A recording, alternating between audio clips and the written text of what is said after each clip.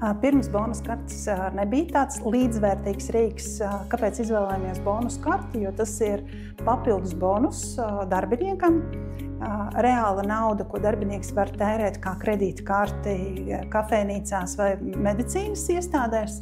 Un otrs aspekts ir, ka tas ir arī atšķirīgs kaut kas no citiem uzņēmumiem. Un es teiktu, galvenais aspekts bija tas, ka ir iespēja samaksāt šo bonusu bez nodokļiem, kas ir darba devēja nodokļi. Protams, ka tur, kur ir mazs uzņēmums, tur ir ļoti vienkārši. Mums bija sanāksme, izrunājām, vienojāmies.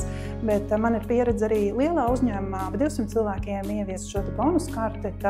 Tur arī gāja ļoti vienkārši, jo darbinieki redzēja, ka tas ir papildus pievienotā vērtība. Mums bija šie uzņēmuma pārstāvji un kopā ar viņiem mēs noslēdzām koplīgumu. Darba ņēmējiem, protams, interesē tie labumi, kas viņam ir svarīgi tajā brīdī.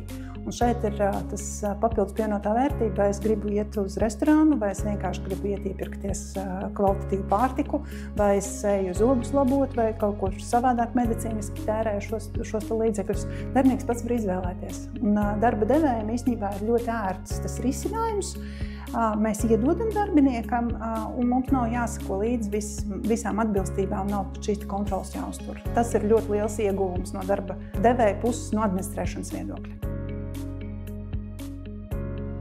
Es noteikti varu teikt, ka ir vērts to darīt, jo dos devējiem atdodas, mēs dodam darbiniekiem, darbinieki ir motivētāki, viņi arī daudz labprātāk gan paliek organizācijā, gan arī ir motivētāki strādāt.